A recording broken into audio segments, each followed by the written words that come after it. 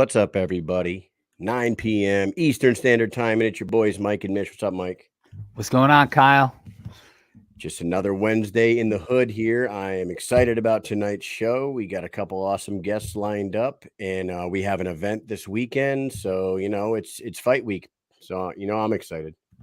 Oh my God, this fight this weekend is gonna be insane. The main event, Hunt Henry. We've been waiting for so long. This is gonna be a new cruiserweight champ, and I can't wait to find out who it's gonna be. And it's about damn time, too, right? So, before we get started here, why don't we shout out a sponsor real quick, and then we'll go ahead and introduce our guests for the evening. Guys, you got to get over to guerrillawarfareapparel.com. You got to check out all their stuff. You got to use Mike and Mish promo code, get 10% off all the stuff that you buy on their website. Of course, they lace up all these fighters with really cool, badass shit.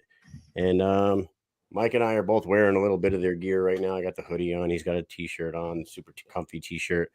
Get over there, support them guys. They're supporting us. They're supporting a lot of fighters, and we truly appreciate them as a sponsor of the show. We're going to have two guests on tonight. Our first guest of the evening is a superstar in the world of MMA, both inside and outside the cage, and her name is Michelle Waterson, and we will bring her on right now. What's happening, Miss Karate Hottie? Hey guys, I am just trying to get everything situated. You know what it is, being a life of a fighter and a mother at the same time. I could just imagine. What are you doing right now? Are you free of motherly duties right now, or is she just in the other room playing with whatever she feels like playing with? Well, my husband just went to go pick her up from gymnastics. Oh. And usually I'm the one doing that, but cooking dinner, you know. Nice. Well, welcome to the show. I met you and your husband briefly down in Albuquerque, and it was very nice to meet you. You guys were nice as hell, and I'm glad that you are giving us a little bit of time to come on our show. I'm Mish. That's Mike. This is the Mike and Mish show, and we mainly cover BKFC in bare knuckle fighting right now. But we do definitely make time for some MMA fighters for sure. And a person like yourself, we had to get you on here. You are a star all over the globe. So appreciate you coming on. Well, thank you for having me. I'm just trying to figure out. It's really hard to hear you, and I'm not sure why. Occasionally this happens. You can, if you back out, use the link to jump right back in, and we'll just talk to each other for a few seconds. I just do the exact same thing that I just did. Yeah, sometimes it does that. All right. Yeah, we're going to talk to her about all the cool shit that she has done in the UFC cage and outside, dude. Her life in reality television is very interesting to me. Yes, that's one thing we're definitely going to talk to her about, and then we'll talk to her a little bit about what she thought about our sport. So here she is again. Hopefully she could hear us better. Oh my gosh, way better. Hello. Way better. Way better. I was doing this, trying to listen to you. No, it's happened before. It does. Okay. It happens pretty often, actually. You're using your phone? Yeah. Yeah, it's usually that. Before the show, Kyle jumps on, and I'm like, I can't hear you, Kyle. And he's talking to me. So then he's trying a bunch of stuff. You could see him. He's getting off, getting on. And then he's like, I don't know what to do. And then I get off and get on. And it was my side. So the whole time I was trying to direct him on all this different things to do to fix it. And then it was me. And it was your fault. It was my fault the whole time. That's usually how the arguments happen with my husband and I. It's always his fault? Is that what you're saying? Until I figure out that it's mine, right? Hey guys, I forgot to say something before I was going to bring you on. I meant to say happy birthday to my 8-year-old son Nolan, who turned 8 today. The kid's a beast, so shout out to him. Nolan. I don't think he's going to watch this. Happy birthday, Nolan. Yeah, he's a little animal, and he had a great day. He got some cool stuff, and he's very, very happy about it. But I put him to bed so I can do my show.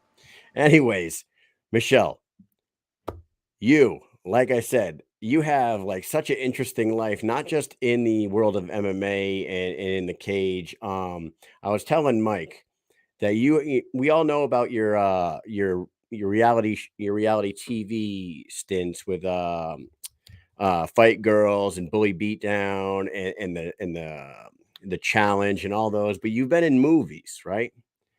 You've been in movies and you've done stunt work in movies. Can you hear me? Uh-oh. Oh no. She's busy. So Michelle. I noticed that she disappeared for a half a second. All right, well, she'll be right back. This is the joys, as we say, of live television, as they say. The live world of podcasting. Live world of podcasting. Let's try this one It makes more it fun. Here she is. Hey, we got Michelle Hopefully. Waterson. Michelle Waterson, the Karate Oh. Hottie. Welcome. Thanks for coming on today. No worries, guys. That's our show, everybody. Thanks a lot for coming on tonight. No, I'm just joking. Jeez. Hey, Michelle. I don't know if you heard what I was saying about did she freeze again? I think so. Oh my God. Everybody's saying happy birthday to Nolan. I appreciate you guys. Thank you very much. What's up, Chevy Bridges, Susan Walker, Joe Ivy, Chevy Bridges with the GWA shout out there. Big Ben saying, say a prayer for old Uncle Pete down there in Florida, man, getting hit hard by right. Hurricane Ian. We have not heard from Uncle Pete. He's right now not even making a joke of it. He is MIA.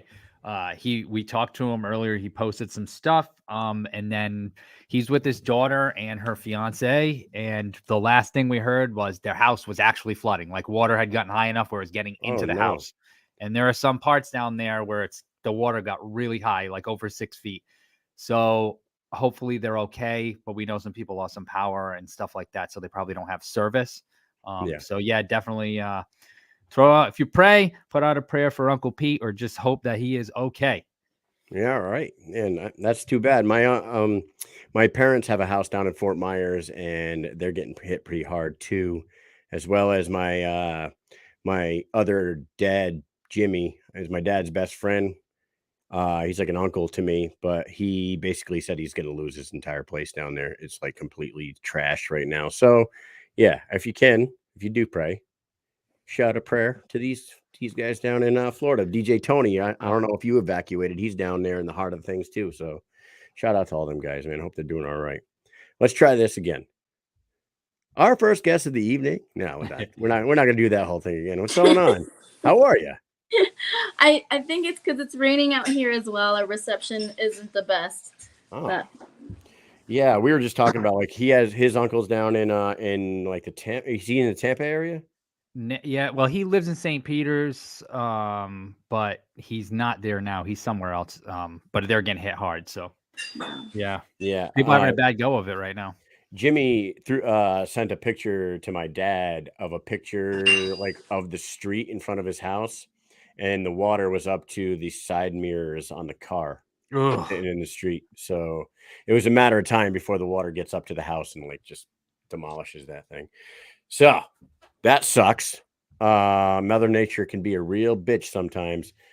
We know that because we're up in New England and we deal with the winters up here every year. And every year I say, I don't know why I still live in New England. I say it every year.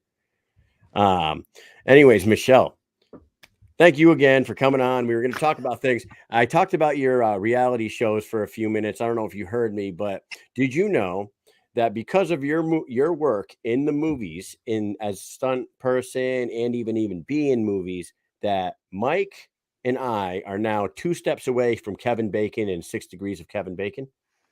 Oh, how was that? I'm going to tell you how. Okay. Because you were the stunt woman for Natalie Portman in Thor. Okay. Right? That movie had... Oh, no. Forget that movie. That's 3 steps from Kevin Bacon. You were in Transcendence with Johnny Depp, who was in Black Mass with Kevin Bacon. 2 steps. You know... I did Transcendence, and I also did Lone Ranger with Johnny Depp. No, that wasn't Johnny Depp. Who was that? Was it? I think it was. Yeah, he was Lone Ranger. Tonto, right? He was Tonto in that movie. Yeah. Yeah. So are you doing a lot? Are you doing a lot more of that now? Are you focusing more on doing that or what? I definitely have taken a deep dive into the acting world. I was in Wales for 5 months of the year last year, filming a Netflix movie with director Gareth Evans and the main actor being Tom Hardy. It's a really No great way. cast. Yeah. You know, Tom Hardy's been like ripping through jiu-jitsu tournaments lately. Did you see that? Oh, he loves it. He absolutely is he's a jujitsu practitioner. Any chance we got, if we weren't, if we weren't acting on set, we were exercising, rolling, learning new moves, working on new submissions. He's just soaking it up all the knowledge he could. He just seems like the kind of guy that would probably be good at anything he tries. You know what I mean? Like he was in that movie Warrior, and he just looked like he was cut out to fight.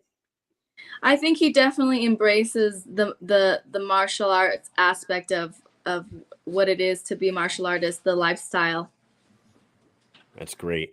Now let's talk about being a martial artist. You've been in this as a professional fighter for what, like 15 years now? 16 years, yeah, professionally. 16. Mm-hmm. 16 years, more than half your life has been in the martial arts arena, I guess. Yeah. And a lot of it has been spent in the UFC. Where are you at right now? You've had a few fights. You've had a few bad decisions lately in your fights in the UFC, but you're still a top 10 fighter, and you're still one of the best out there and one of Right. the most well-known fighters in the world. I would imagine they still got something lined up for you, right? Yeah, I've always had something lined up for me. I've created a great name for myself, and it's kind of hard. It's hard for any athlete once you get into the upper echelons of any organization. Since I've been fighting for the UFC, I've fought nothing but top 10 girls. And so when you get up to that caliber of fighter, the difference between a win and a loss it can be by centimeters.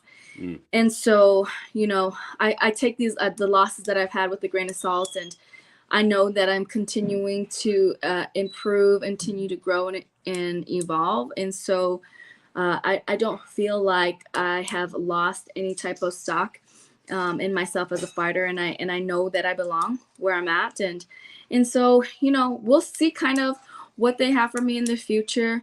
I'd like to get a fight in before the end of the year, and right now I'm just enjoying life. And when I don't have fights, this is the time when we get to explore and add new tools to our toolbox that don't have anything to do with game plan, and so that's kind of what we're doing right now. If you went back let's say 10 years ago for combat sports athletes, it seemed like 36 or even any athlete at that, like say NFL player, people would be like, your career is about to be done, right? At this point. But now you see people hitting their primes in their early 40s, mid 40s, like DC, ridiculous, right? And then to talk about NFL, Tom Brady, he's still in it. I just feel like, and people are going to live longer. They're doing better. There's just the diets out there, workout routines. How long do you think you'll stick with this? You think you'll be in there till your mid 40s? You got another 10 years to go? You got another 10 years? You got another 10 years in there? No. No, you fucking not idiot. happening. I will continue to be in the martial arts realm for the rest of my life, and how I don't know, but I have an amazing journey. I have an amazing story to tell, and I still am young, and the reason why so many people are able to continue into their career later, like into their 40s, is because they take care of themselves, and they're smarter with the recovery. They're smarter with all of those things. And I probably, I'm the same way. Here at my house, we have a home gym. When COVID hit, we have a sauna, we have a cold plunge, we have a hyperbaric chamber, we have basically anything you need in order to recover. Sleep aids, the Uller that helps you, cool your body temperature down. Whatever, anything that is gonna give me that slight edge, I'm doing it because it helps.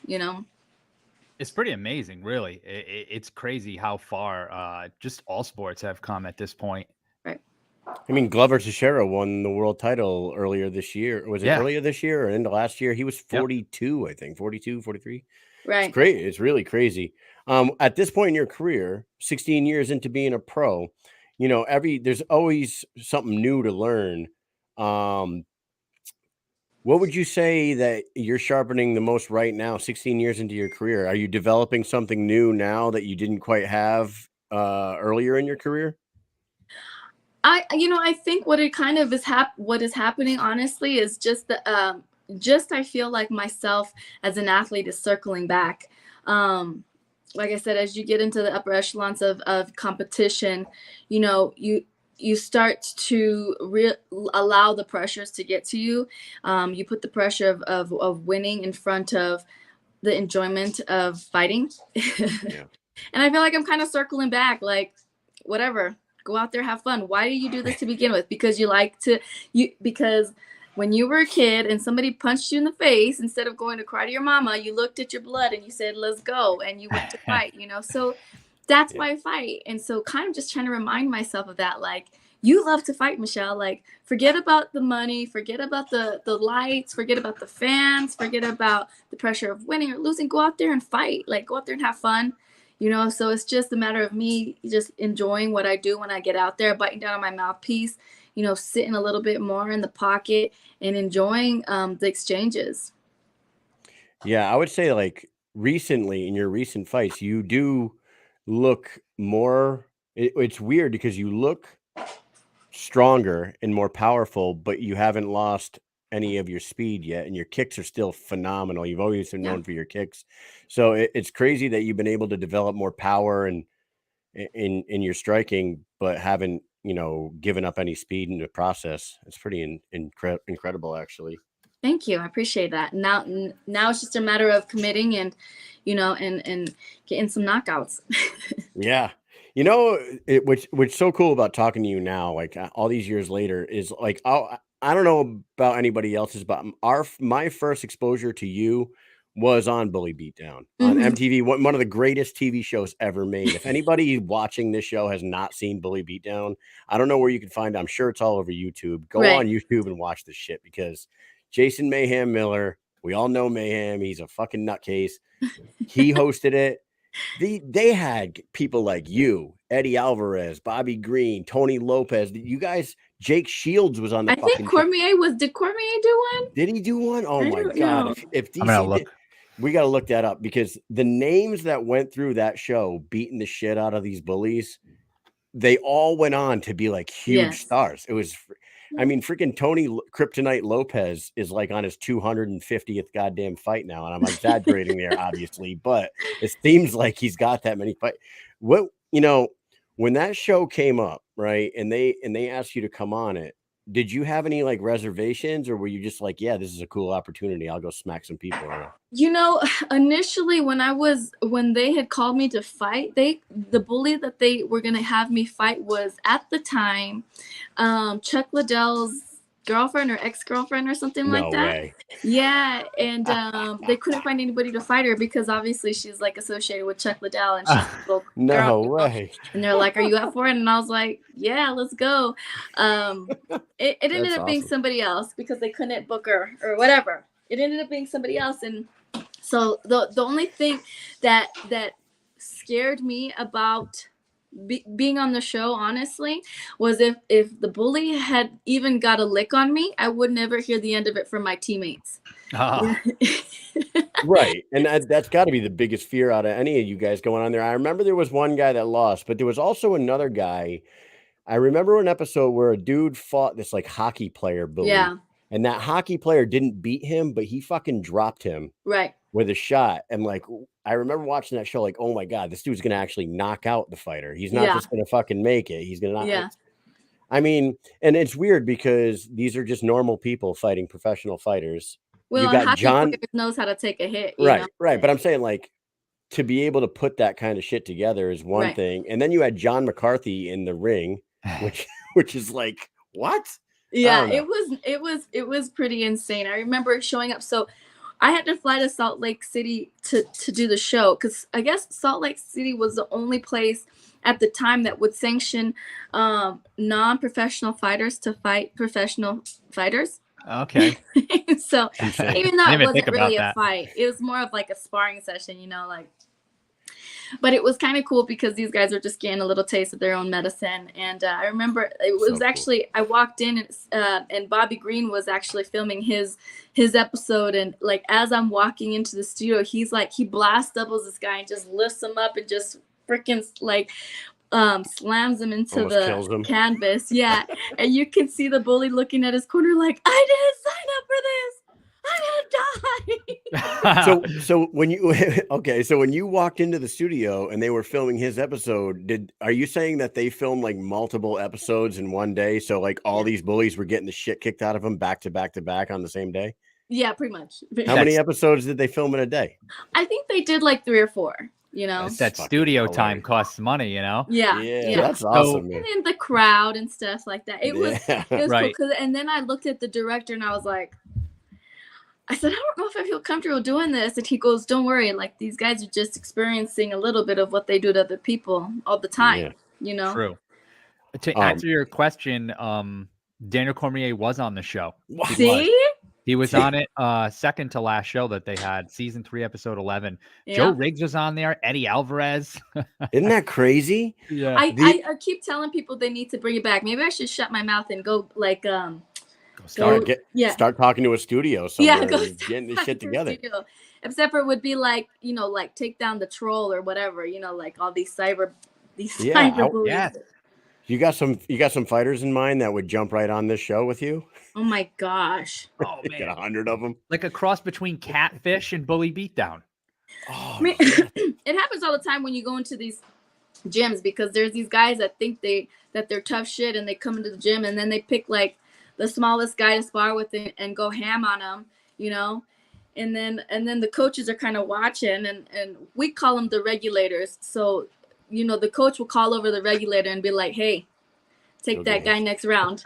And usually they get taken care of. But, everybody goes into the gym thinking they're all big and bad until they're not, Oh, man. I hope, what, if there was any way to bring back that show, I swear to God, it was some of the best TV. And like Jason Miller was awesome back in the day. I know he kind of went off his rocker and like went a little crazy, but he was the perfect guy to host that show. Like he had all the charisma in the world. Yeah. He was a good fighter himself. He actually beat one of the bullies up on one of the episodes. He was just like, and your fighter is me. And it's like, surprise, surprise, motherfucker. Yeah, for sure. No, he's a great guy. I wish him nothing but the best. I thought it was a great show. For sure, it might be something to think about bringing back. I'm telling you, that's one that should come back. Now, talking about shows, like I said, I met you and your husband down in Albuquerque briefly and got your guys' information, and you were nice enough to come on here. I want to talk to you about that. You were down in Albuquerque. That's your hometown now, and BKFC came to town for the first time. Right. Was this your first event that you attended for Bare Knuckle? It was my first live event. Oh, what a cute picture. I need that picture in my life. We'll send it to you. Okay. Look at me with my beer. Yeah, look at you, Dos Equis. Most interesting girl in the world. So what I wanted to ask you, what did you think about the whole thing, the whole production, man? It's quite the live show. Once you go to one, like we tell everybody, we've been to a million MMA events and boxing events, and I've been to some Glory Kickboxing at Foxwoods over here, and my Lion Fight's been over.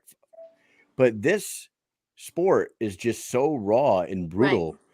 To see it live, what did you think about what did you think of it when you saw it live? So I was going because I have a lot of teammates on the card.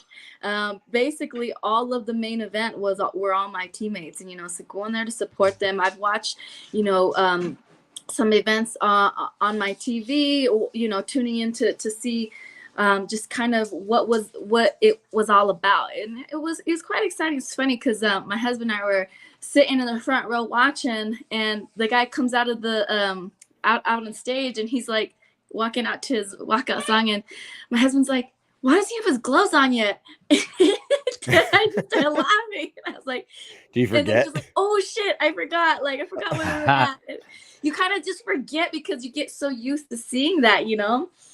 And I think that it is, like you said, I mean, that's a perfect word for it. It's very raw. And so you have to have a really good understanding about the culture of fighting, and that these guys that decide to step into the ring, you know, are doing just that. They made that decision. And so you have to give them the respect for that, and you have to know that the people that are stepping into the ring are giving each other the respect when they go to fight each other. I kind of feel like you have to work your way up to that, because it's super intense, and it's a different feeling. It's a different sound.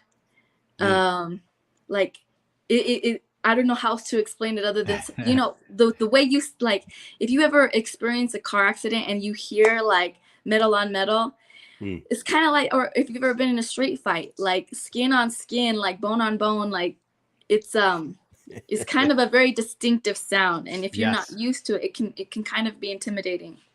It's definitely a one of a kind sound that, like, when you hear it, especially in the arena where pro fighters do it, like, you know, street fights, you hear it, but man, that it's so loud sometimes, and you're like you're like, I'm pretty sure I just heard somebody's jaw, you know, dislocate. I heard somebody's eye just bust open. You know, it happens a lot too. Like the cosmetic damage is crazy. Which makes it even more wild. Yeah, for sure. And like I said, you can't help but walk away having an immense amount of respect for the people that step into the ring. Because, like, you know, as good of a fighter as you are, even if, and especially if you're a good fighter, even if you win the fight, you're walking away with scars. You know what the awesome thing about the sport is the finish rate, because of how brutal it is and how raw it is. Not a whole ton of them go the distance. You know what I mean? And that night especially, I would have to go back and look at the card, but I don't know if Brad Kelly and Valley Flag went the distance, but Isaac's, man, he's a beast. Yeah, he's a fighter. You know, like. He's definitely tough as nails, and the Dotson brothers showed up and really put on a show that night. And there was a really weird ending to the two females at the final. Where were you sitting during that final fight? You know, so she got punched into the ropes. She was on the right side of the ropes. You were on the opposite side? And then, Were you on the opposite side at that point, or were you right there in front of her? I wasn't in front of her. She was like to the right of me, you know, when I saw that. And like, look, you know, something must have happened. She must have felt something to feel some sort of way for her to feel like she couldn't go on anymore. And, you know, it's just kind of, I can't, I wasn't in the ring, so it's not something that I can judge, you know? Well, I can tell you that the champ, Christine Faria, hit different. Everybody says it. She hits different than all the other girls, and you could see it when she throws her punches. She she can sling them. And she sent me a message, and she told me to tell you that if you would like to fight in bare knuckle, she would gladly punch you in the face, and then she said she would like to take you out to dinner afterwards. Sounds like Christine. I'm telling you, that's exactly what she. Hey, you know, she came to the gym and you know, came to visit the gym. I don't know how to take that. That kind of sounds like a backhanded compliment to me. That's like, I don't know. That sounds like an abusive relationship. I know. Yeah, she's funny, man. She's a great fighter too. Yeah. I'm not, even if I went to bare knuckle, that's a 25 fight. I'm not trying to fight at 125. Right. Yeah, you came up to 115, so exactly. No, I'm not trying to fight 125. We do have she hit hard, man. Yeah, she's something else, that girl. We do have to talk a little bit about your friend Charissa Sagala, who you were training with, and you guys were training together for Paige, right? Yes. She was training for Paige out in London. That fell through. And then your girl goes and takes a title fight against one of the top 2 girls in bare knuckle in the world on 5 days notice. A girl who's Yeah. about 9 inches taller than her. What was it like cornering somebody in a bare knuckle fight? I would imagine, I'm sure you've cornered many people in the past, but cornering someone for a sport that you aren't very familiar with, that must have been a little nerve-wracking for you, I would imagine. A fight's a fight at the end of the day, and I had like 100% confidence in Sharissa because she has the heart of a warrior. She is a true professional. She took that fight on 5 days notice and made the weight, showed up, went all 5 rounds. Yep. I mean, I couldn't ask any more of her. She was able to implement some of the things that we were working on at the gym. We just didn't have enough time to game plan for the champ. You know what I mean? It's a completely different fighting style than what we were preparing for in Paige. So I couldn't be more proud of her.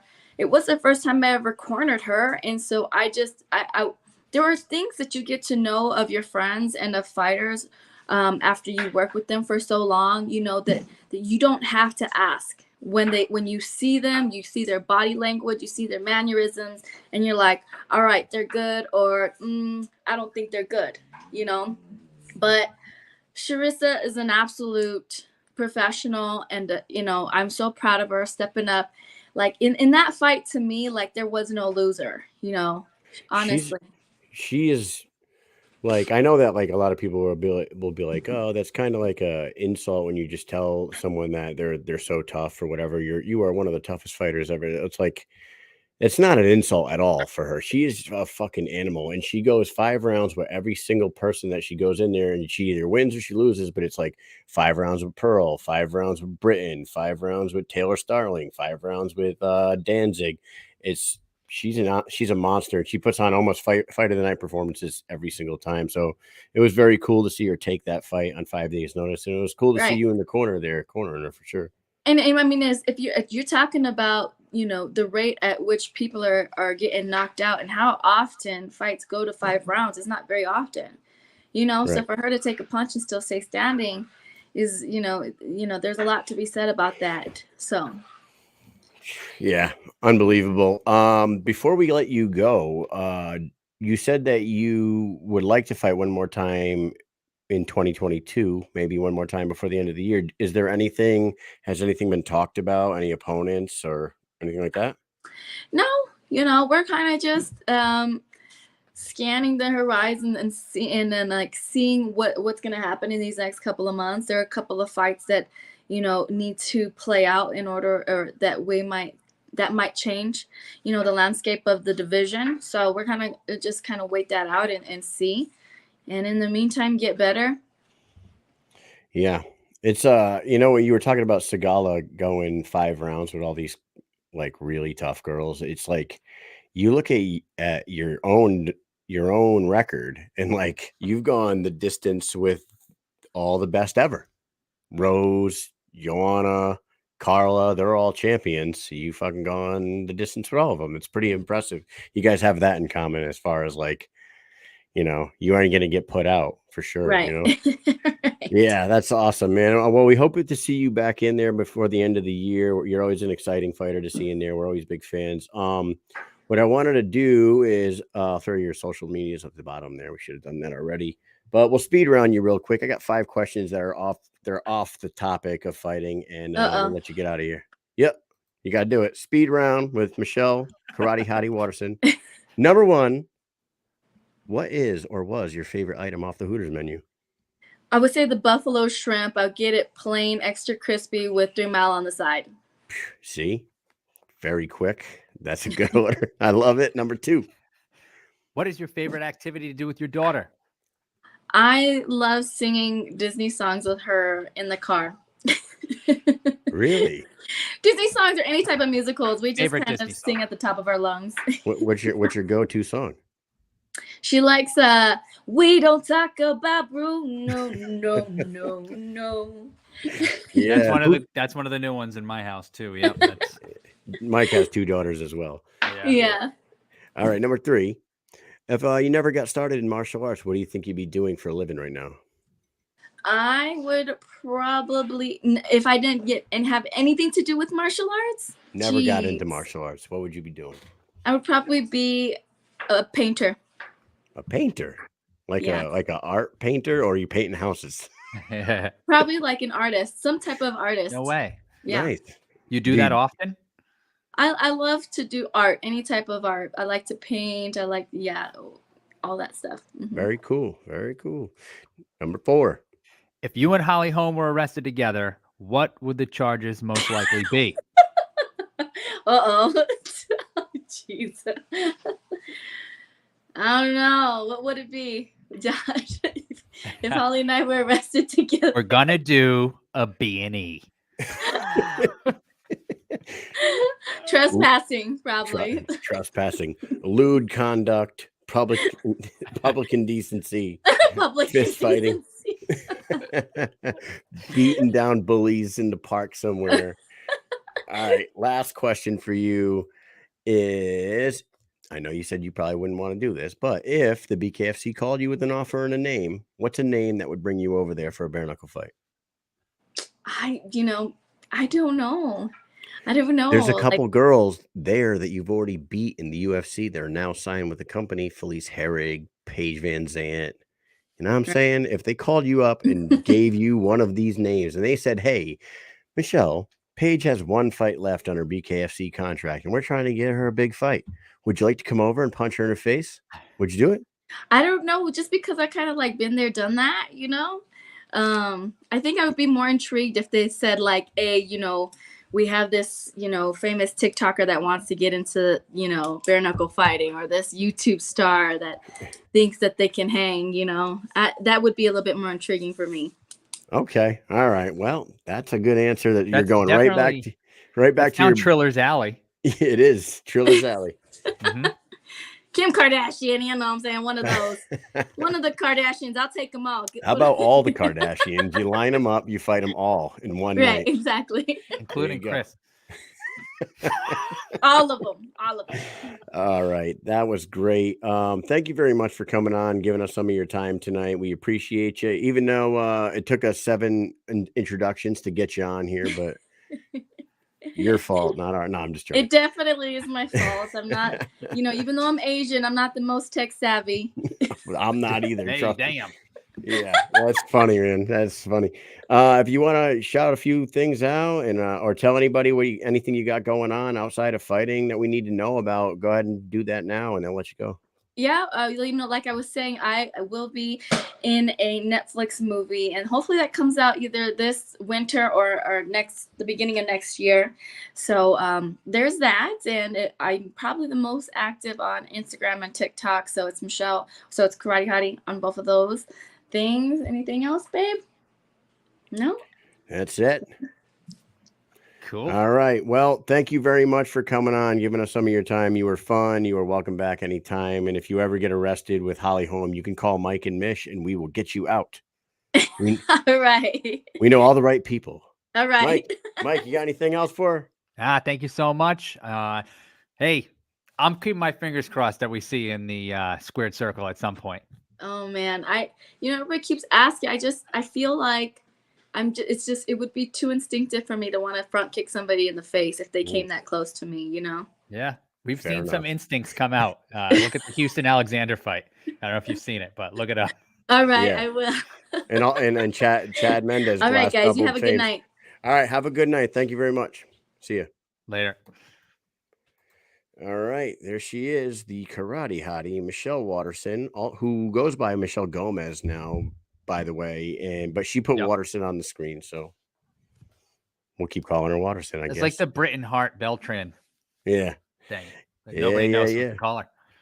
Yes, sir. Well, dude, we have our second fighter is our second guest of the night, has been patiently waiting. He is fighting in Monroe against Kaleb Harris in a rematch. He holds one victory over Kaleb already. This will be his 7th time to the BKFC Squared Circle, Mr. Harris Sandman Stephenson. What's up, man? Hey, how's it going, guys? Appreciate y'all having me on. Yeah, Hey. absolutely. Thanks for coming on, man. What's going on? How are you?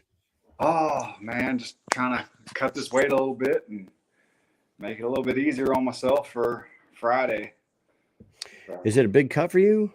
I got the phone calls walking 215. Whew. So, and we are fighting at a catch weight of 170 because in 6 weeks after this fight, I have a title fight at 170 for MMA.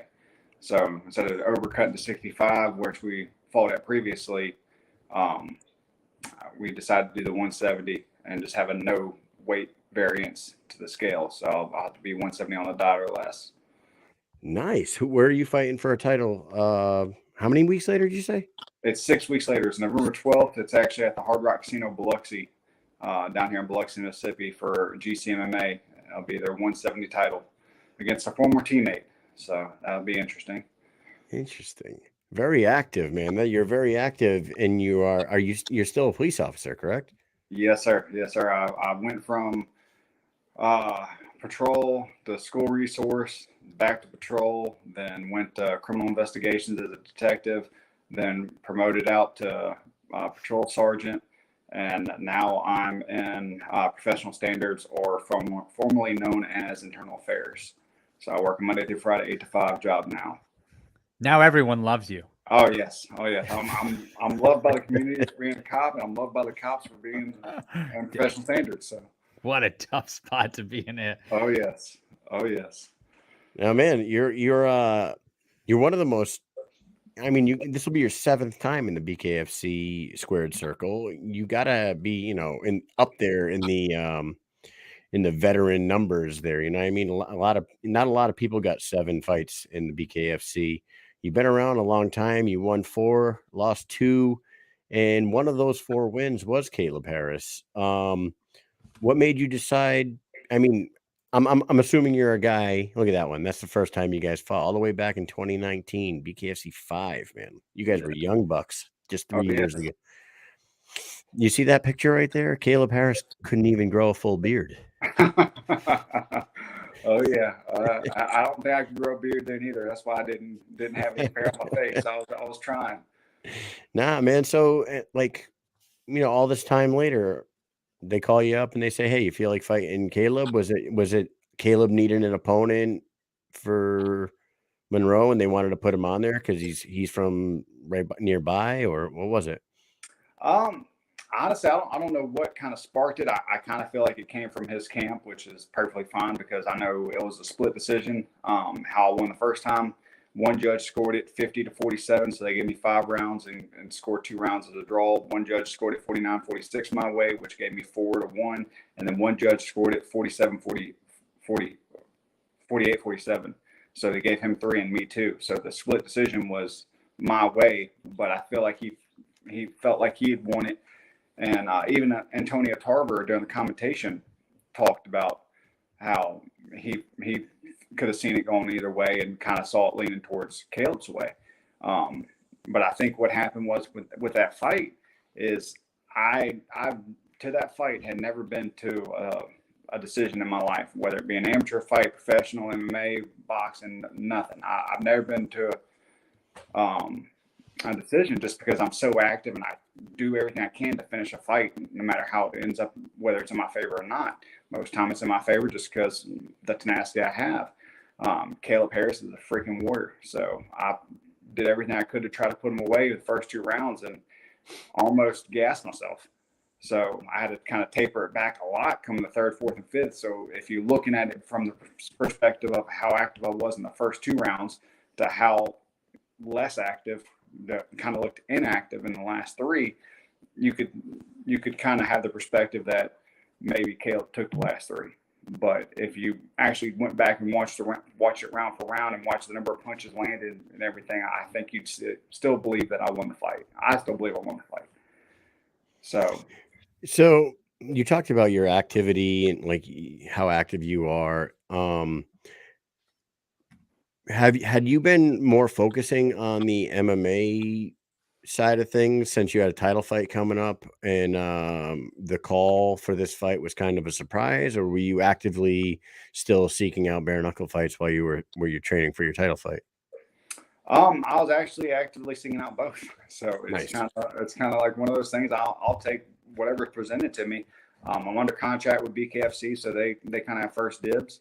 But I've been on the hook with BKFC for the last year trying to get fights, and something would happen that always hadn't fallen through, whether it be the venue fall through, the venue move locations, my opponent fall through, whatever the case was. So for the past year, I've had bad luck getting an opponent. So I went ahead and took the MMA title fight, and then actually this fight with BKFC is within the time frame that I'm not supposed to fight for that title. But I went and talked to the promoter, who's a good friend of mine. It was actually my first amateur MMA fight, and James Sharp, and we squared it out to where, I'm gonna do both, and he's good with it, and so we're gonna rock and roll and just keep training all aspects of it. And I've been mostly training my stand up, but I have been doing some grappling here and there, because I think when it comes around to the MMA fight, that's what the guy's going to try to exploit. And because he knows I've been working on mostly my stand up for the last several years. Yeah, it's pretty amazing, dude. The fact that like you're going to be taking this BKFC fight like right when you would be would you be starting your camp for the title fight, or would you already be like 2 weeks into that camp? I'd already be at least 2 weeks in. And So that's what I I thought. usually start kind of early, just because I like to try to get my time and everything down, because I'm a Yeah. very, very thinking type fighter. If I don't have something fall out, then it bothers me. So I'm a nerd. So that's kind of right up my alley. So being the thinker that you are, game planning for two guys at one time is interesting. That you're saying that we're talking about that you kind of are game planning for Kaleb, but also training for another guy at the same time. And Kaleb is not the same fighter that you fought 3 years ago. What do you think about the development of Kaleb Harris from the time he fought you to his last couple of years? He's really become one of the more elite guys at 165, and he just went to a 5-round war with Brito 10 months ago. What are your thoughts on Kaleb now as opposed to 2019? Caleb's damn well improved, and like I've told anybody that's asked me, is I would say going in this fight, I wouldn't be surprised if Kaleb came out the favorite, just because of how tough he is and how tough he was back in 2019. Because I was his first fight in BKFC, and I was his third fight, and I was just coming off my 5th round loss to Elvin Brito for that fight. So I was a little bit gun shy from the Brito fight, but still had to shake that off and fight Kaleb. But Kaleb was coming into the world of bare knuckle when I was his guest, or his greeter. So I know he's really comfortable now, and he actually has more fights in the squared circle than I do now. He's been more active than I have. And it's just one of those things that I know his confidence is going to be there now. I know his technique has improved a hell of a lot, and I know that I've worked my ass off to get my cardio there, because I know that his cardio is through the roof and always has been. And I know he's able to go the 5 rounds and do it while smiling comfortably. So I want to be able to be there right there in his face and be smiling right back at him. Do you want to know the odds right now or no? Well, let's hear it. Do you ever look them up? So I did look him up. I saw BKFC post the main and co-main for today. So BetOnline.ag, who BKFC uses, they have Kaleb Harris at a -175 and you at a +145 right now. Oh yeah, that's what I anticipate. So basically, like you said, yeah. So I mean, he's been more active. I lost to Brito. He has 2 split decision losses to Brito. I lost to Brito by a 5th round knockout, and it was a brutal knockout. So I mean, it's one of those things. I got caught. I knew the fight was close in that fight, and I had to do something drastic to try to pull it out, and it didn't work out in my favor. I got hit pretty clean. So yeah, what it is. Now, your last fight was Melvin Gillard, correct? Correct. And was that the controversial one where Melvin, Yep. you were down? That one was a weird one. It was. And even when you watch me get my hand raised, I had no idea what was going on. I had no idea what had happened. And I mean, I feel bad about the whole situation, but going back and looking at it, I mean, I could see that the ref had calmed me down. Mm-hmm. Technically, I see his argument that my no body part was on the ground, but I was stuck on the bottom rope. I wasn't able to fall any further, and the ref calmed me down. It already started. I think it was on like count 2. Yeah. Whenever that last shot came. So there was several seconds in between that he should have let Dude, the crazy shit about that was Melvin's last fight before he fought you was against Scott O'Shaughnessy when he got his ass stuck in the ropes. Yep. And as he was stuck in the ropes, kind of on the corner, right? Or the corner rather. The ref didn't stop anything from happening, and O'Shaughnessy started fucking smoking him while he was stuck in the ropes. And then he didn't get a count. And then one fight later, you're on the bottom rope, and Melvin don't know what the hell to do. It was just like I felt bad for Melvin. I got to be honest with you, because I feel like he was very confused there. I honestly do too, and I talked to Melvin back in the back. Trust me, I know he's upset. I know words have been said since then, this, that, and the other. But I have no harsh feelings towards Melvin. I know that he had no malicious intent per se. I don't think he was out just trying to hurt me. I think he was in that fighter instinct mindset, and it's like, well, shit. I was just on the bottom rope. Let me return the favor, type of thing. So when we talked to him back, like shortly after that happened, actually, it was like his next fight after that. I personally blamed it on the ref because I understand that their job is hard. I don't doubt that at all. We've seen plenty of fights, combat sports, all different types. And I just feel like he's yelling that you're down, but he's like over here. Like if I'm Melvin Gillard, he's here. Right. So like he doesn't, like he should be getting between the action, Absolutely. to make sure that the fighter knows, like, listen, I called him down, but he's yelling he's down instead of running in between you guys and saying he's down and pushing him away. He's just going, he's down, and like it's loud in there, like he's Absolutely. not paying attention to what the friggin' ref's saying over his shoulder. He should be between you guys. So that's the way I saw it. I thought like the ref was a little bit, at fault there. I can see that. I mean, I don't disagree that being able to listen in an arena when, especially during a fight, your auditory skills are going to be diminished, and where your visual, obviously you're honing in on everything. So if you see somebody step between you kind of clicks and back off. Right. We got a question in the comments from Susan Walker. You admit going back to you having a title fight 6 weeks later. She wants to know, aren't you worried you can get a cut or something that would mess up the title fight? Is that something that goes through your mind at all? I mean, you're stepping into bare knuckle where cuts happen quite often, right. but it is 6 weeks, so stitches can go in and out within. I think 6 a break weeks. Would be the worst. Yeah, right. Yeah, I mean, my last MMA fight, I had the worst cut I've ever had in my life, and I think it was like 16 staples on the side of my head and like 6 stitches in my cheek. Man. And so luckily I was in criminal investigations at that time, so I went back to work Monday morning and kind of sat in my cubicle and caught up on paperwork during that time frame. But I mean, I think 6 weeks is plenty of time to heal up from a cut. I anticipate being cut. I'm not shy about being cut, and if I go into my MMA fight with some kind of healing laceration, I'm good with it. I'm not scared to bleed. I'm ugly to start with, so it really doesn't matter if I get more scar tissue or not in my face. So I got nothing to lose. It's kind of weird how fast the cuts and the bruising and the swelling goes away, because we were just talking about Charissa Sagala. You see the fight with her and Waterson, like before and after, and her face is all swelled, just got cuts or whatever. And then she posted something like, I feel like it was only like 4 or 5 days later, and her whole face wasn't swollen anymore. She had like no bruising. Like, what the hell happened there? It's so weird how fast it goes away. You in these big cuts, like who was the guy, the RoboCop that got hit in UFC where his his eyebrows split open? You could see the vein. Kyle was showing me this video close up. But when they sewed it back together, it looked like it wasn't that bad. Like, right.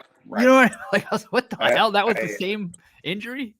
Hey, those people working those sutures, they can work magic if they know what they're doing. I'll tell you that much. You know what? And that UFC card with that in the co-main, and then the main event had that brutal cut over the eye where the dude got caught with like a step-in elbow. Those two cuts are worse than anything we've seen in bare knuckle. For everyone that's like, this is such a fucking brutal gladiator sport and blah blah blah blah blah, dude, get off your fucking high horse, man. Pay attention to the other sports, because the elbow to the eye split that dude open like a freaking hatchet. And then that knee to the middle of RoboCop's eyes blew a hole in his head where you could see a vein going right down the middle of his head. Like, those two things were more brutal than anything I've seen in this sport, for sure. Oh, absolutely. Absolutely. Like I said, I've been cut in a couple of bare knuckle fights. I've been fortunate in a lot of them where I didn't need sutures or anything. But in my last MMA fight, just from a couple of elbows, I staples first time ever inside of my head. That was not pleasant, and then stitches in my cheek. So Right. You know what? Big Ben brings up the one that could That was a good one. that Jordan Nash's eyelid hanging Mhm. over his eye was pretty Yeah. nasty. That was pretty nasty.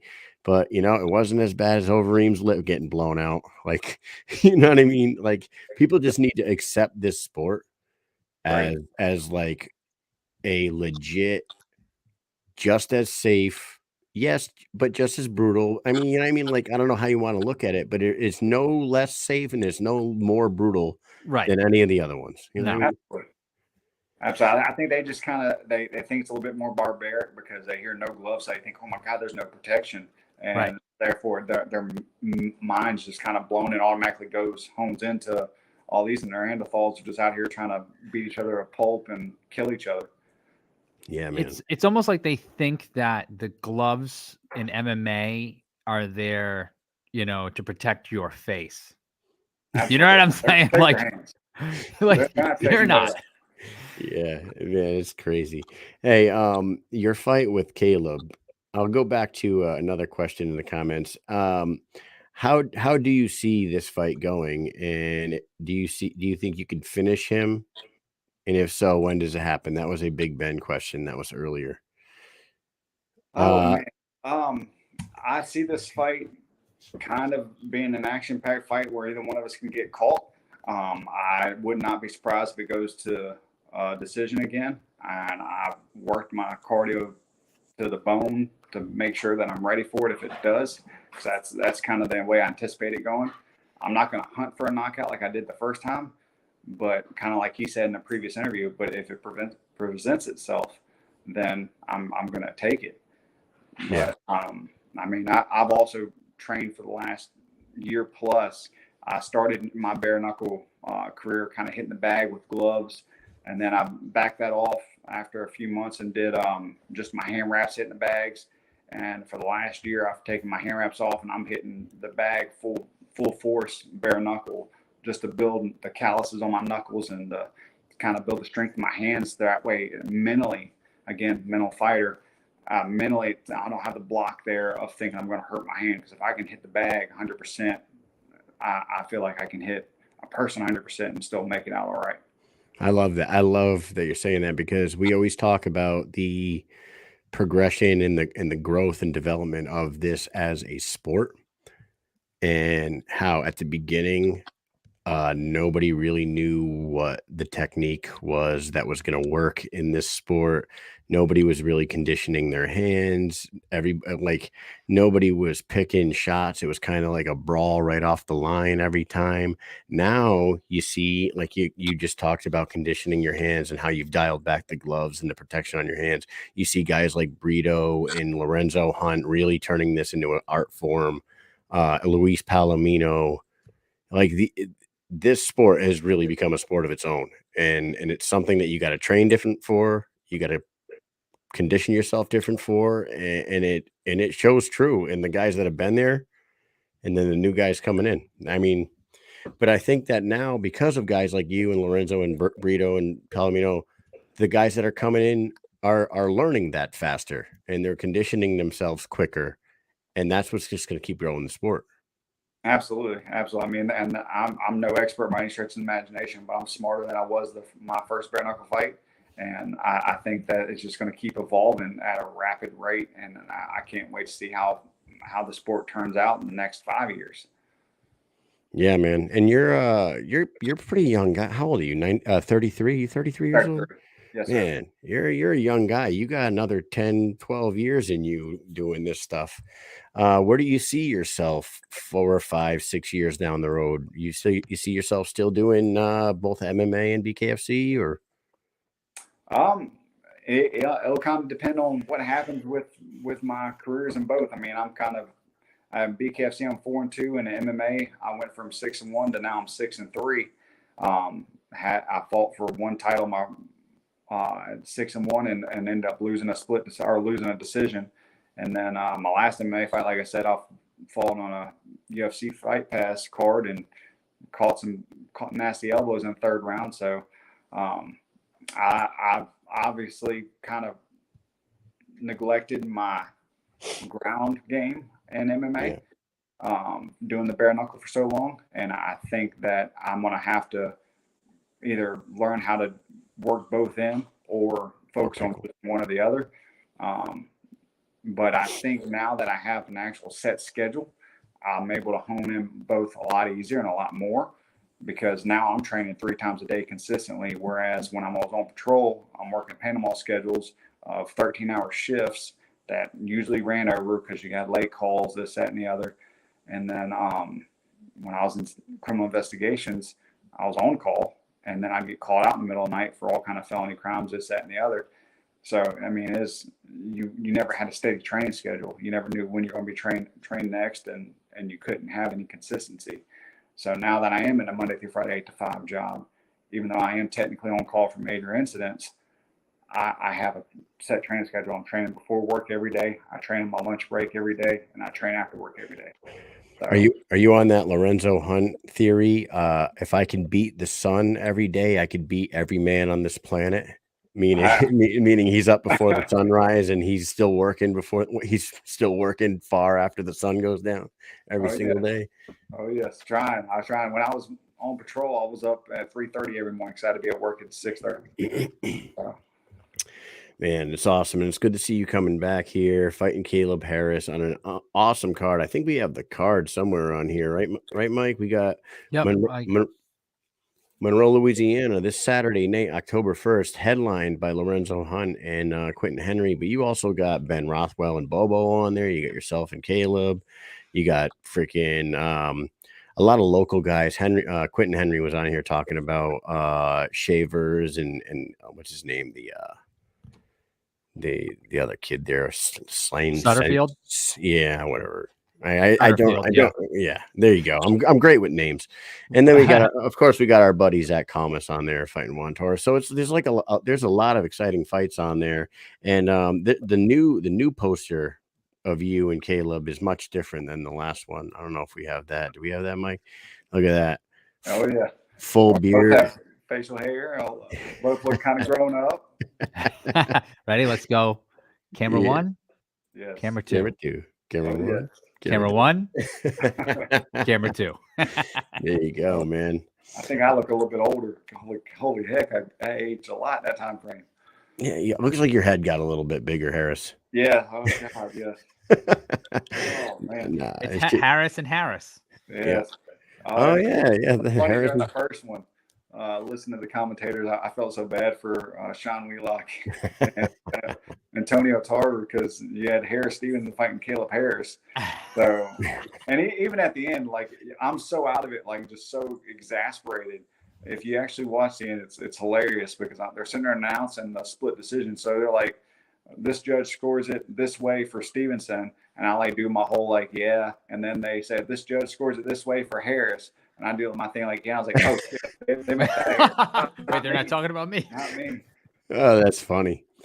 That's awesome, man.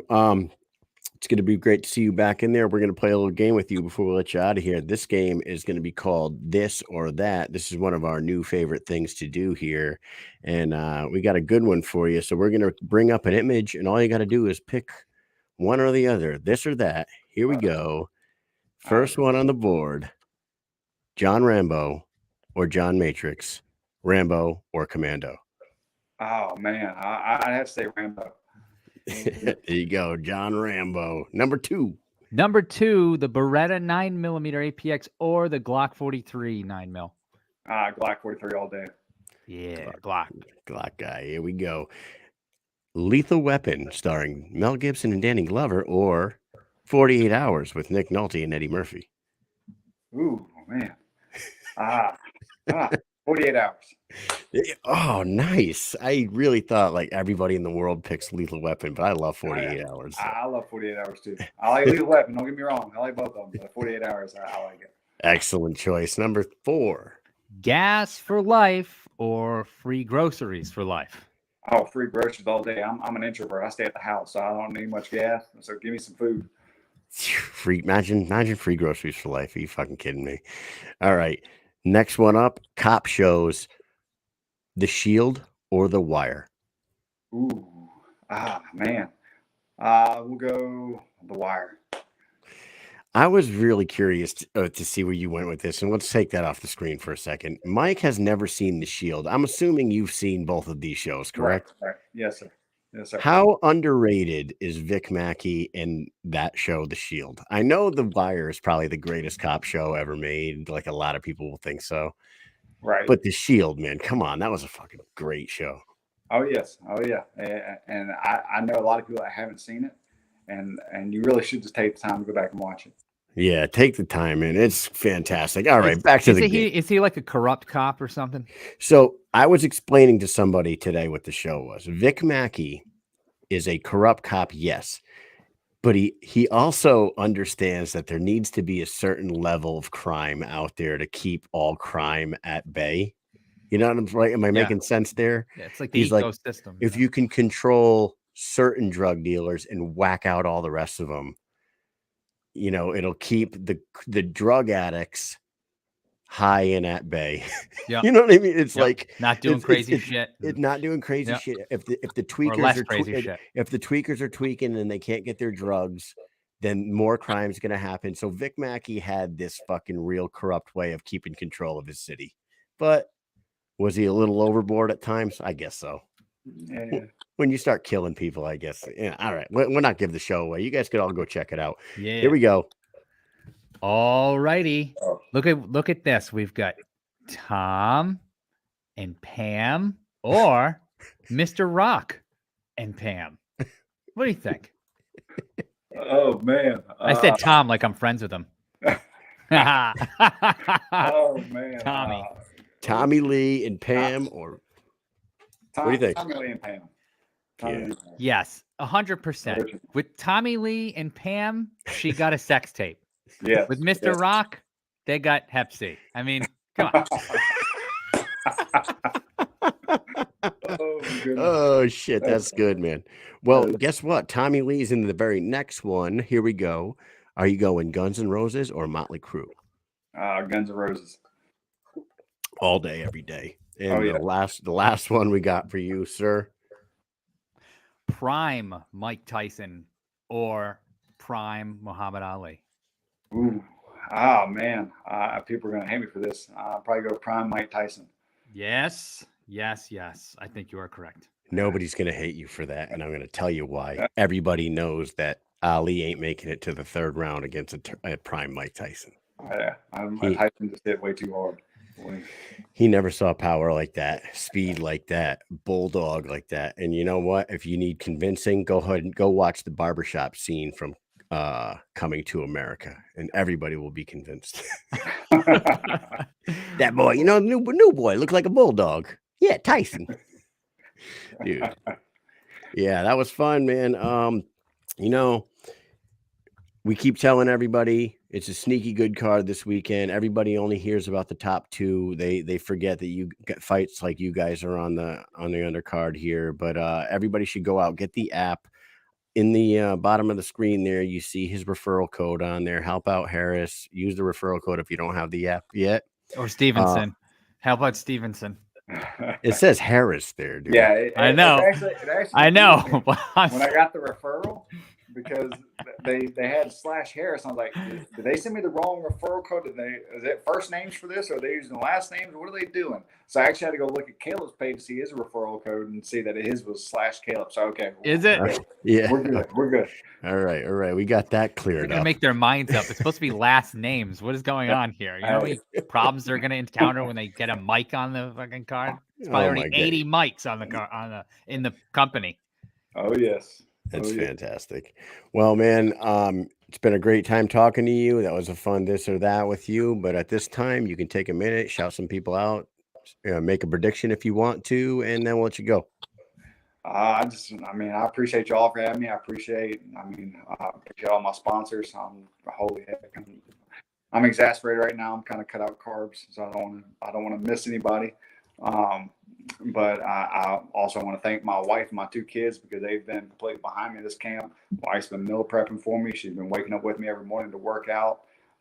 She's been kind of helping me get things done. She's been helping with my 2 daughters. And I got 11-year-old and 5-year-old, 12-year-old, 5-year-old, that, both are in school. One's 7th grade, one's now starting kindergarten. My wife's working full time, and she's really picked up a lot of slack, because I am training 3 times a day.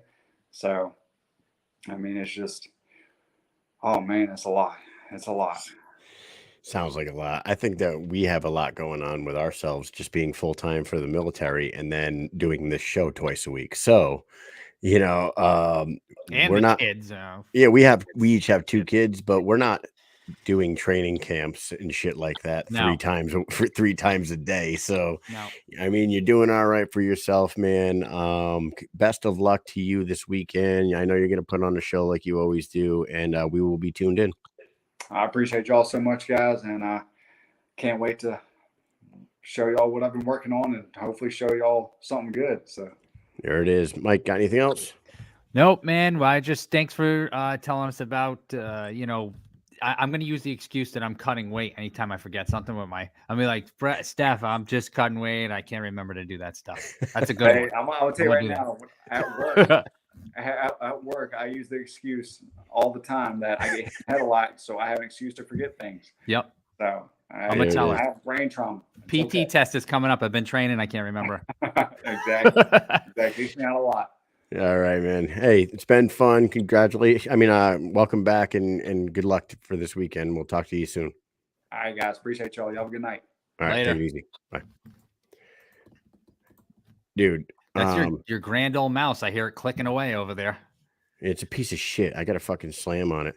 So, hey, I wanted to talk to you about something this afternoon. Yes. This afternoon. Eddie Alvarez was on live with I got something too. Ariel Hawani. Mm-hmm. And Ariel says, so you're a 100% free agent. You can go anywhere you want. And, what would you like to do? Would you do you want to go back to UFC? Would you go back to Bellator, or would you sign with, one of these other organizations out there? He didn't say any other organizations. He said any other organizations that are out there, signing people. And he didn't say anything about bare knuckle or anything like that. But then I got to thinking, man, with with Triller on board and David Feldman saying that they're going to open the checkbook and they're going to go after Nate Diaz. What about the fact that Eddie Alvarez is a Philly boy and this organization is run in Philadelphia by Philadelphia boys? Do you think that David Feldman and the BKFC have already taken a run at Eddie Alvarez, and an Eddie Alvarez Nate Diaz fight with bare knuckles is something that could happen? I definitely think that they made a run at Eddie Alvarez. I feel like that would be silly if they didn't do that already. Eddie Alvarez versus Nate Diaz. I probably say no. I'd probably say the Mike Perry fight before that. Mike Perry and Nate. Yes. Yeah, Okay. Mike Perry and Nate. Yeah. What about an Eddie Alvarez, Luis Palomino bare knuckle fight? Ooh, that's a good one. What about That's a that? good one. Yeah. I'm just saying when I was Or- watching that interview with Or Ariel Chad today, Mendez.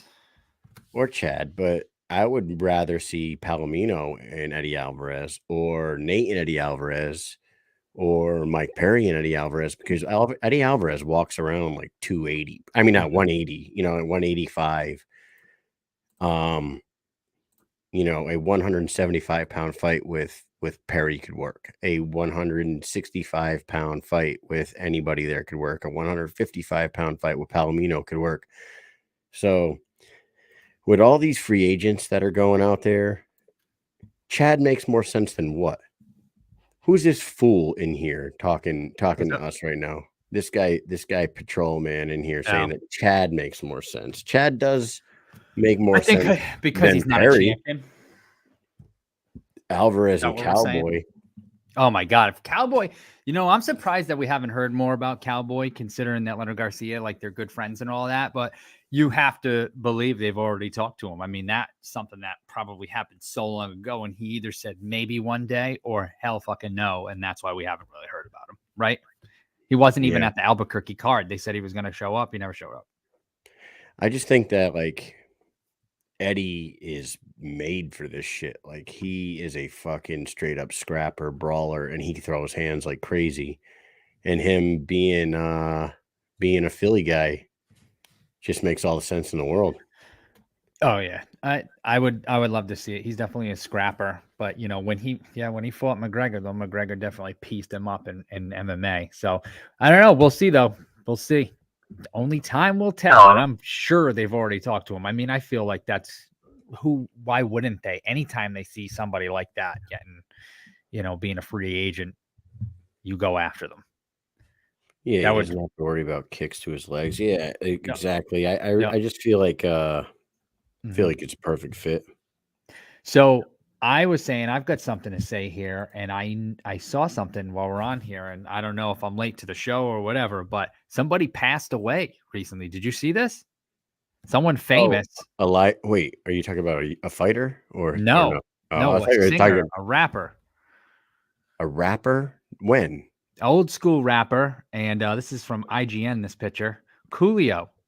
No way. Coolio passed away. I saw it. I was looking for today. I forget. I guess so. Wow. Set this off. I saw it on IGN because I went on to share this stream to Stephenson's page, and I saw this pop right up, and I was like, "Oh shit, what the hell?" It says known for Gangsta's Paradise, Fantastic Voyage, blah blah blah blah. Died at the age of 59. It doesn't say how in this post. I'm trying to read quickly through this, but yeah, I don't see how he passed away. So crazy. My brother's wife and her friend Tasha, they got hit on like real hard by Coolio at the Mohegan Sun one night. Wanted to take them on a fantastic voyage. Yeah, he wanted to take them on a fantastic voyage for sure. He is now, slide, slippity slide. Yeah, because living in the city is do or die. Yeah, man, that's crazy. Yeah, 59 years old. He went to use the bathroom and never. So his manager said that Coolio died Wednesday afternoon at a friend's house in Los Angeles. He went to use the bathroom and never came out. No cause of death was given. Did he go out like Gigi from The Sopranos on the Pichadu? Or Elvis? Yeah, or Elvis. Yeah. See, on you're on the Pichadu. Your mind went to Elvis. Mine went to Gigi. And the only reason why fucking Ralph Cifaretto ever became a capo is because Gigi died on the shitter. Mm-hmm. That's right. Yeah, on the Pichadu. Plastic and music, Oh man! Wow, that's crazy. It is, man. Well, R.I.P. to Coolio, Gangsta's Paradise himself. Mm-hmm. We have a show tomorrow night. we have Melvin Gillard coming back. Speaking of Melvin, we were just talking about Melvin Yeah. with Harris Stephenson. He's going to Mhm. be on tomorrow night. He's fighting a Russian fighter in Denver. He's the guy they signed forever ago. Remember that? Right. Yeah. And I can't remember. They signed another female fighter almost about the same time, and they just haven't fought this whole time. Yeah. Evgeny Fucking don't even know. Kurdanov. Evgeny Kurdanov. They He fought probably with the tux on. Remember we were talking about that so long ago? He fought in that. Is it Top Dog? Is that Top Dog? I can't Top remember. Dog. He's got they fight and everyone's wearing a suit or a tux, Yeah. basically. Yeah. It looks like a scene right out of Lionheart. Yeah, it's funny. Yeah, man. Who is Mike Perry fighting with? Mike Perry went over with. I don't think he's actually fighting. Alex Spartan Nicholson. He's cornering Alex Nicholson over there, and I guess that they wanted him to fight somebody, but I don't think he's fighting. I don't think they would allow him to fight, to be honest with you. But remember that story that what the hell? I interviewed him and he wouldn't. Mr. International. Who am I talking about? Mr. International. Oh my God! I know who you're talking about. Why Damn is it! He's so well known, and his not too well known. Yeah, no, man. He's got like 35 world titles, and he was on with me for like an hour and Yeah, it was a a half. while. That was a long time ago. That was my very first interview I ever did. Was it? It was when I was Kyle. It was with Convos with Kyle. It was my first ever Convos with Kyle before I had Mission Accomplished. And dude, somebody look up Mr. International and put it in the comments because it's going to drive me crazy, and I'm going to punch myself in the face for not remembering his name because it's slipping my mind right now. But he went overseas to Russia to corner someone, and the fighter he was going over, Shoney Carter. God damn it, Mr. International, Shoney Carter. So he goes over to corner a fighter of his. He gets over to Russia and ahead of time, and Shoney Carter's fighter can't get into the country. They're not letting him into the country. I don't know if it was like visa issues or whatever. So he gets there and the fighter can't. So the Russian promotion tell him that you're going to fight the guy now. And Shoney's like, what? He was like, so I'm a fighter and I don't give a fuck. I didn't give a fuck what the weight class was or anything. I fought the dude. He goes, I fought the dude. I think he beat the guy. And then he went backstage and they had a baby bear. Remember? And he goes, they had me wrestle the baby bear backstage, man. I'm like, oh man, if you guys could find that interview, it was fucking crazy. It wasn't even an interview. It was just him talking for like an hour and 20 minutes, and 10 minutes of the interview was me asking him questions. He just wouldn't stop. It was crazy. And then he said they brought him down to the water, and he said there was like 3 ships, and one ship was his hotel room. The one in front of it was like a club, and the one behind it was like a casino. And like he had a guy driving him around that had like a machine gun, and he was like, it was like some James Bond shit. I'm like, only Mr. International would have that shit going on. What in the fuck? Man, I like to live my life like I'm not trying to die. You know what I'm saying? I don't like to do crazy shit like that anymore. I feel, what's funny is like the older I get, I don't know. It's almost like you could say it's like laziness, but it really isn't. It's like, I don't want to go and be around any crazy shit or do anything like that anymore. You know what I mean? Like that would just be too much at this point. I wouldn't want to deal with that. No way. People have to fucking escort you around with machine guns and get the fuck out of here. I say that as I'm in the fucking army and we get deployed, but I don't, He goes, I went backstage and they were like, you wrestle this bear. And he's like, motherfucker, you think I won't wrestle a bear? Goes, so you said I shot the blast double on this bear. I took that bitch down. It's like, fucking, what the fuck, dude? Oh man, it's crazy. Oh, and we got off track there. Melvin Gillard tomorrow night at 9. Mm-hmm. We have fucking Brandon Gertz coming on, who's gonna be fighting in Denver, and we just talked to his opponent the other day, and that's slipping my mind. Man, it's got to be the weight cut, bro. The weight cut, Kyle. Jake Look at the Lindsay. screen. Yeah, Jake Lindsay. Oh, I was trying to look it up. Jake Lindsay's going to be fighting Brandon Gertz. And if you guys don't know who Brandon Gertz is, you didn't watch enough Bellator, because he was a long-time staple in Bellator, and he fought everyone. Michael Chandler. He had 2 like knockdown, drag out brawls with fucking Derek Campos back in the day. He'll be coming on tomorrow night after Melvin Gillard, so it should be another fun night tomorrow night.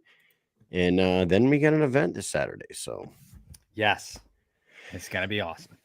So that is that, man. Thank you so much to Michelle Waterson Gomez, the Karate Hottie, for coming on, and Harris, Sandman, Stephenson. Very cool conversations with both of them. We appreciate you both for giving us some of your time, as always. And we will see you guys tomorrow night at 9 p.m. Mike. Oh, yeah. One last thing. Shout out to our sponsor, Guerrilla Warfare. Get on over to their website and use the promo code Mike and Mish. Get 10% off. They're slapping their logo on a lot of big name fighters right now, and they're not stopping. So head over there, buy some of their shit. It's putting out a lot of new shirts. I see them every day. Every day I get on, there's a new post from Guerrilla. Yeah, Warfare. they're you know what they're doing that I like is they're doing custom shirts for the fighters. Yes. And those fighters, those shirts are available on the GuerrillaWarfareApparel.com website. They got Misfit shirts, they got War Soto shirts, they got Angel Corps shirts. I'm sure they're gonna have Royal Rebirth shirts soon. They're gonna have Machine Gun Kelly shirts soon, probably. I mean, they're signing these guys, so I would imagine you're gonna see custom shirts for all these guys. So get on there, use the promo code Mike and Mish, buy some of their stuff. And with that said, Mike, got anything else for these peeps? I'm all good. I'll see you all tomorrow night. Let's see if Kyle's mouse works. Peace.